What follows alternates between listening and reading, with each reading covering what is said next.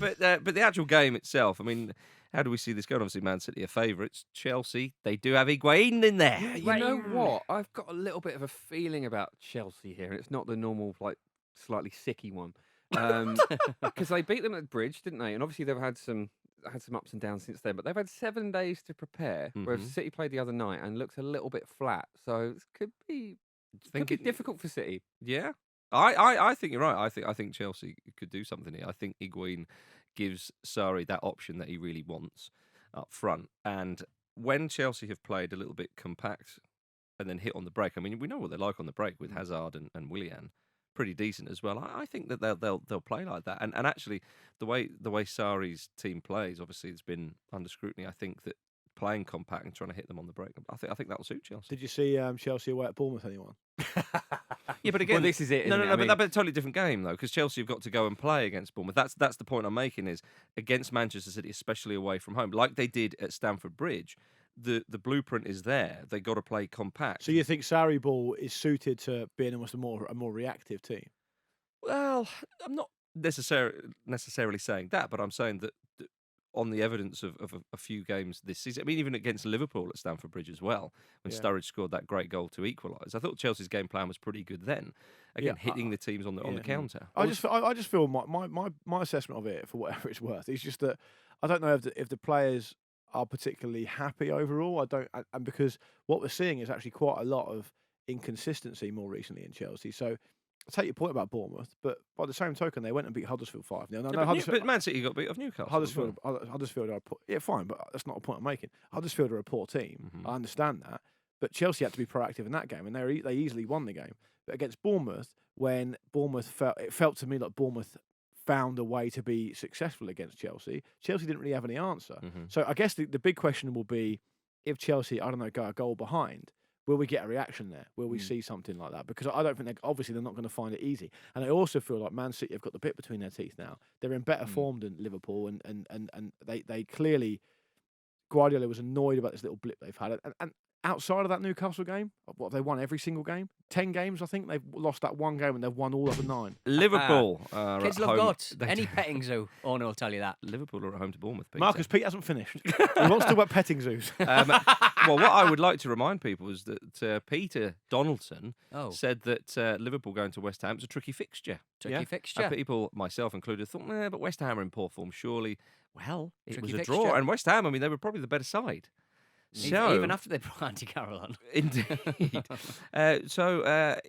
Not brilliant from Liverpool. No. Drawn the last couple of games, and they've thrown away their lead, although they do have a game in hand. But Jurgen Klopp, now we like Jurgen Klopp, but he was a bit over the top with Kevin Friend, wasn't he? I think so, yeah. Well, this is kind of goes back to what you were talking about earlier in the season, Luke, about how sort of emotionally charged Klopp can be, and how measured people tend to be the managers that can go the distance, and we're seeing that they do look nervy. Whatever Andy Robertson says, it's very it's a clear wobble, isn't it?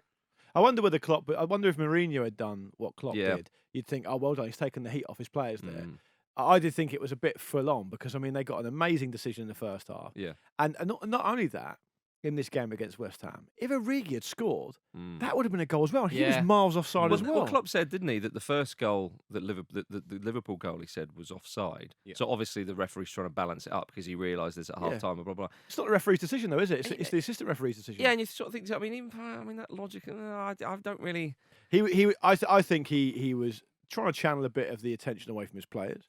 I think he knows they've got a little bit of a problem, not a huge problem. I'm not saying they're gonna pile in or whatever, but I think they're not playing with the tempo that you associate with them, and whether that's to do with nerves or fatigue, you'd almost hope it's nerves, because then Klopp can do what he's been great at, which is give them confidence, settle them down, get them to go again. If it's fatigue, it's harder, isn't it? Yeah. Because if they're tired, they're tired. Well, I don't see why they would necessarily be, though, because they had a strong finish to last season, did they not? Got to the Champions League final. They've got a lot of injuries, but the pressure was off. Yeah. They've got a lot of injuries, and they've got a lot of games to play in the next few weeks. But I didn't realise how much of a miss Wijnaldum would be. Yeah, huge miss, he's absolutely so important. It's a good season. But you mentioned at the end of last season, well, in the league, what did they finish 4th? Hmm. The pressure was off. No, I think they were third, but not. But No, either they or. were fourth. They were fourth. Either or, the pressure was off. They weren't really playing for anything other than get into that Champions League spot.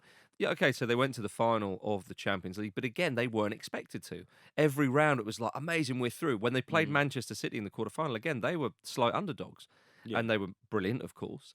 Then against Roma, again, first leg was brilliant. Second leg, okay, it was comfortable because of the first leg, but still they conceded, what did they concede, 4 goals or whatever. Admittedly, one was very, very late on. So with Klopp teams, when it comes to the point where it's kind of right, you're expected now to do this. The lead is yours to throw away. Yeah.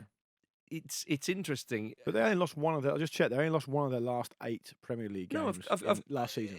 Sure. But they've drawn 2 recently, But do you and think they've thrown away a potential big lead. Now, they could get a 3-point lead back. Now, I don't know whether psychologically, in a weird way, this might be good for them. They sort of think, right, hang on. Right, heads back on. Suits them to be chasing. If you see what I mean. Yeah, I can see it suits them to be chasing. I can But we saw understand with why Leicester that'd be the case, City, you know, a team who were not used to being there, Ranieri in his persona, very calm, managed to keep the players calm, and they started grinding out 1-0. Yeah, I thought the last game they played at Anfield. So obviously the West Ham game was away, but the last game they played at Anfield against Leicester. Look, I was only watching on TV. I'm happy to be told differently.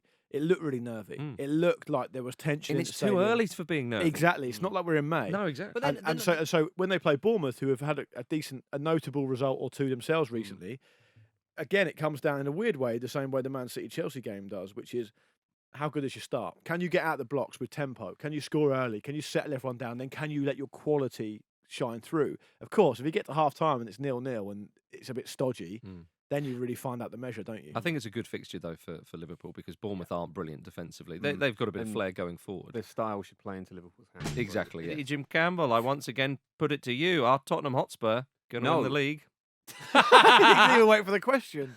In the future. It's like we're talking on Skype. No.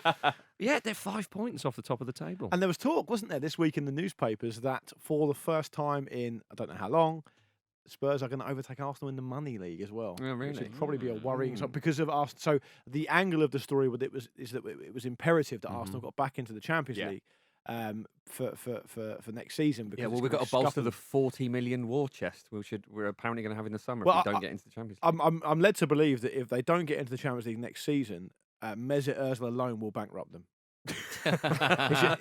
His outgoings will just bankrupt Arsenal instantly. Oh, I see. Weirdly, Spurs have set a new Premier League record of 29 matches without a draw. Incredible, isn't it? It's very weird. They've had 2 draws in the Champions League, I believe, against Barcelona and PSV. So they're not a stranger to a draw in all competitions. No. Just in the Premier League. And no draws in the cups. No, I don't imagine it'll be a draw against Leicester either. You wouldn't have thought so, would you? Spurs, yeah. I mean, they're 5 points off the top of the table. They still need to go to Liverpool, Man City, Chelsea, and host Arsenal. It's exciting, isn't it? You know what? Because they could have a say in this. They could be, at the very least, they could be kingmakers here. Exactly.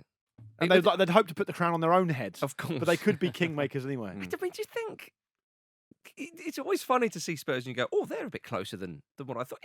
I mean, they seem to be sort of still. They're picking up 3 points every time, aren't they? Yeah, they're getting the late wins that are Well, and this is the key, Jim. I think. Well, Man City playing Chelsea as well. The key thing is, we've spoken on this show about them perhaps playing at the limit of their powers with this size of squad they've got. Yep. At the moment, they've got just 3 players unavailable. Of course, 2 of them are two of the most important players. Yeah. Ali and Kane. The other player who's out, I think, is Ben Davies. But sometimes it depends on how you look at it, because we've certainly on this show, and we would have seen other football coverage where they say, well, you know what, the sign of a good team is you grind out the wins, you win. And they're very much doing that. You win. The last 2 games they've played against Watford, they 1-0 down with 10 minutes to go, got the win. Yep. We are at Wembley for the Newcastle game.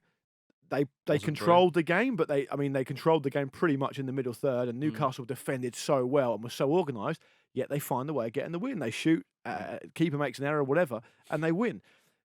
If they beat Leicester, they then go to Burnley. You fancy them to win that, then is where it gets tricky, because they play Chelsea away and then Arsenal at home. But if they come out the other side of that, I mean, you've got to really fancy. But if they're still in there, still in there, and they get Kane and Ali back, it's like, what a great time to have 2 brilliant players. Sure. The talk is that Kane, I think I'm right in saying Kane regularly sort of comes back earlier than expected from these Yeah. injuries. Right. And there's talk that him and Ali will be back at the start, possibly at the start of March. That was Yeah. a Just huge- not actually huge that long boost. ago. I mean, they Not do long have. away. They've got Dortmund in the Champions League, of course, and as I say, just to reiterate, away to Liverpool, Man City, and Chelsea still to come, and obviously hosting Arsenal. So there are some fixtures in there. It's all about, do they have enough energy? You know, we often talk about Spurs playing to their very limit. Well, It would almost serve them to get out of the Champions League, wouldn't it, really? I know what you mean. Yeah, I do find it intriguing. Much has been made about them playing at Wembley, yet they are still third, and Yeah.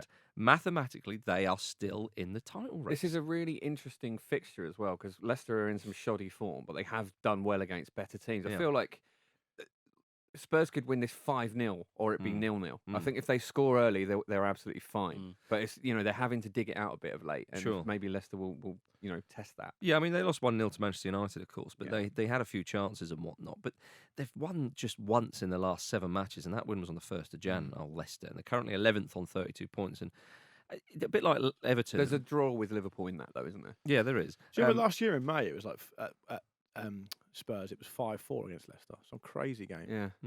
So fingers crossed for one of them. Yeah, exactly. But like Everton, realistically, Leicester will finish between 7th and 12th. And for me, actually, Leicester are probably the best side in that sort of middle pack with Everton and Wolves and so on. Wolves are playing the best, but I maybe suggest that I would quite. There's not much fancy- between those teams, is there? No, there isn't. No. And obviously Puel's pretty unpopular there, and there's talk. I mean, I heard a guy on the radio the other day calling it. I know people who call into phone-ins aren't necessarily representative, but he called in saying that he wants Puel gone, and he wants and that's to an extent. If you're a fan of the club, you know the club far better than I do. It's absolutely your right to have your opinion on that. But I suppose my question back would be, what do you actually want? I mean, what do you expect? Because are you asking for them to play much better football? Because even if they do play much better football, even if it goes well, it's unlikely they're going to push up any higher than they are at the moment. But then I right? suppose you could argue that if Leicester are a mid-table side, then the best they can hope for is make it a bit entertaining. Yeah. If you're going to make it a bit boring and a bit functional, you think, well, we're not going to go down. Well, I don't know if We're not that's gonna true, though. I challenge. mean, you've made the point yourself, Marcus, that generally speaking, it wouldn't be surprising to see any team outside the top 6 be relegated at some point in the future. Yeah. So I agree with clubs that. have got to look at that. Clubs Yeah, have got they to do. You've got to sort of.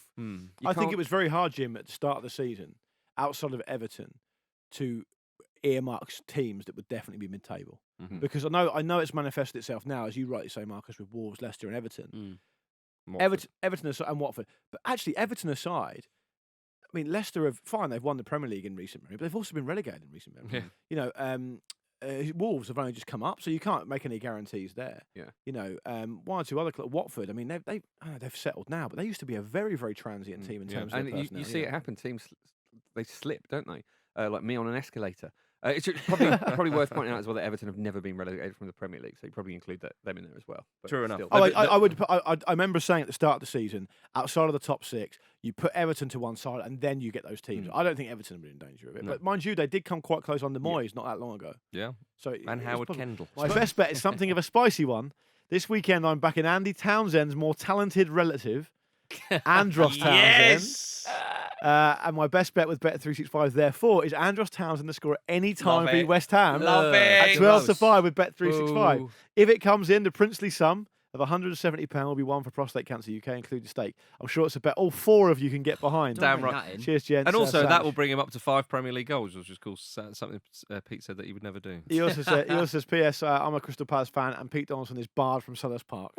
I love but Sellers not Park. Crystals. Lovely place to watch football.